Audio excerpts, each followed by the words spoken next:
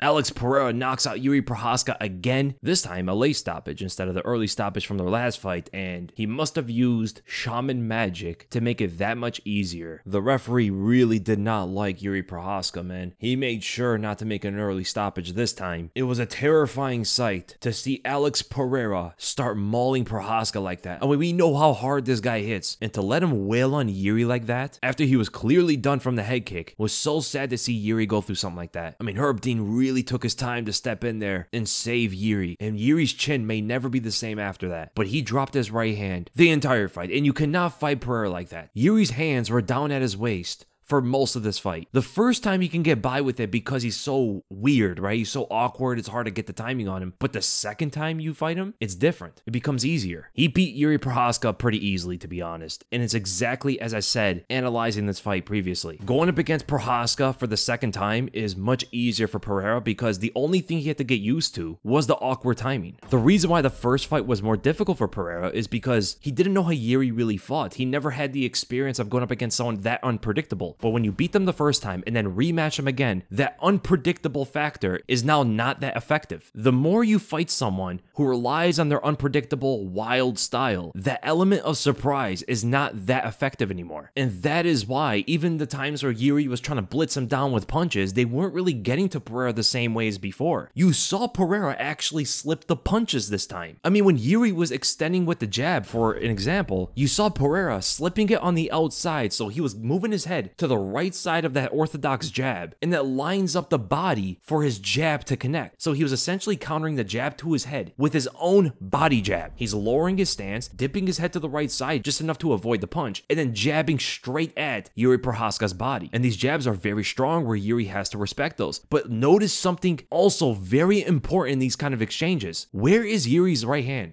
Jiri Prochazka's right hand was down for most of the fight. When he was attacking, when he was idle in his stance from distance, when he was defending, 99% of this fight, Yuri's right hand was low, not guarding himself. And what goes through that opening? The left hook from Alex Pereira. It was very simple, extremely easy openings that Jiri Prochazka gave Alex Pereira. I mean, at the end of the first round, he threw a jab at Pereira from distance. Pereira leaned his head back just enough, and then on the outside, Yuri's right hand was low, and Pereira drops him with that powerful left hook, and Pereira even swung that left hook very wide. Look how wide his arm is before it lands directly to the jaw, dropping Jiri again. And that's the thing about Jiri in this fight, compared to when he fought Alexander Rakic a couple months ago. He was walking through Rakic's punches like they were nothing. His chin was rock solid, and it looked like Rakic had no chance on hurting this guy. But Alex Pereira's power is completely different. None of these guys even come close to the punching power of Pereira. And that wasn't even the first time he landed a left hook like this. Every single time Jiri was throwing that left hand, Pereira was able to avoid the punch and land his left hook instead. His head movement was on point as well as his left hook, connecting on the jaw of Jiri Prochazka because Jiri kept his left hand low. That was the main thing of the fight. Very basic fundamental defenses that Jiri Prochazka was lacking. You cannot punch at Pereira with your hands down. You can't do that. You're going to get knocked out for it because he's not just a power puncher. Alex Pereira is a very intelligent striker. He's extremely experienced as well as being the absolute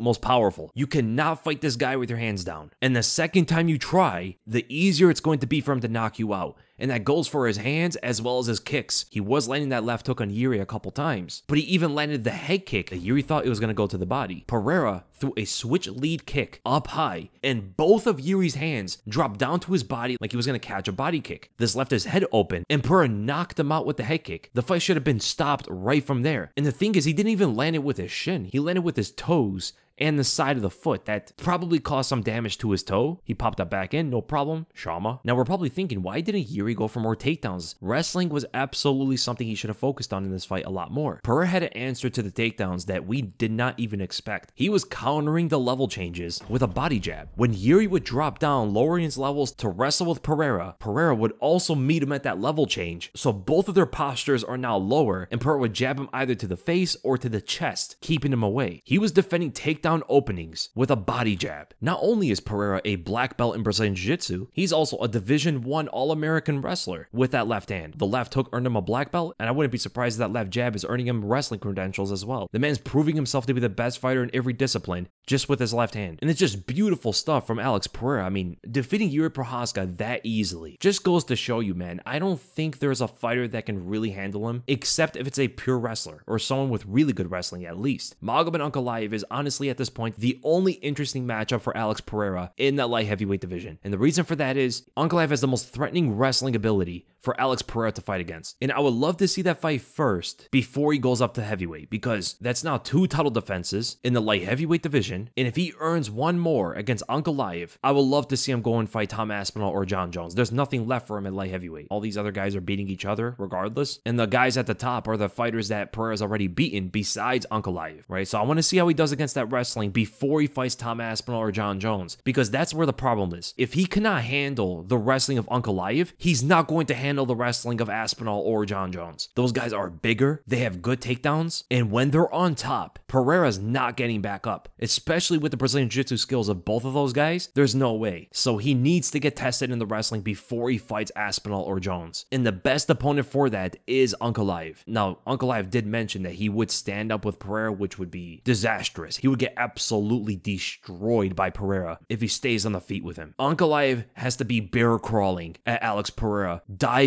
at his legs for his best chances of winning that fight. So that's another big win for Alex Pereira. He essentially beat the second best fighter in the light heavyweight division, Jiri Prochazka. He also potentially beat the third best light heavyweight at the moment in Jamal Hill. And I want to see what he could do against Ankalaev. And if he wins, then we get the big super fights with Aspinall or Jones. Now, as of right now, I have a feeling that Pereira would beat Ankalaev. I could be wrong on that. It's a very tough fight, but I can see him catching Ankalaev in the feet very early in the fight. But him fighting Tom Aspinall or Jones, I think he loses to John Jones. I think Jones is very intelligent, right? He's not going to play the stand-up game with Pereira at all, right? He'll probably throw like a couple leg kicks and then dive at his legs, shoot a double leg takedown, kind of how he shot against Alexander Gustafsson in their second fight, bring Pereira to the ground and ultimately submit him. For Tom Aspinall, though, he's got a very strong and powerful double leg takedown, and I don't think Pereira would be able to defend it at all, especially from a guy that big moving that fast. I think Pereira might get swept off his feet with a double leg from Aspinall. But if Aspinall at all tries to box with Pereira, he's gonna get knocked out. He needs to wrestle right away. Kind of how he did against Alexander Volkov, to be honest. So they're very interesting fights. I have a feeling Pereira is reaching toward the end of his fighting career. If he beats Ankalaev and then gets the heavyweight title, there is nothing left for him. And he'd go down as one of the greatest fighters of all time. The first ever to become a 3-division champion, and he's very close to it too, right? For most fighters, this talk is too early, right? But the man might fight for the heavyweight title in his next one, if not in 2 more fights. He is the closest fighter in history to getting 3 belts, and he's winning so far. If he gets the heavyweight title, man, all of these fighters that have to stand across the octagon from Pereira have only Israel Adesanya to blame for bringing that monster into the sport. So amazing performance by Alex Pereira. Leave in the comments below, who do you guys want to see him fight next? Do you want to see him fight Ankalaev next and test the wrestling, fight the final contender of the light heavyweight division before jumping up to heavyweight? Or do you just want to see the big heavyweight fight right away? Tom Aspinall or John Jones, doesn't matter. It would be Pereira's opportunity to get the 3rd belt. And I hope you guys enjoyed the breakdown. And if you did, make sure to subscribe, and I'll see you guys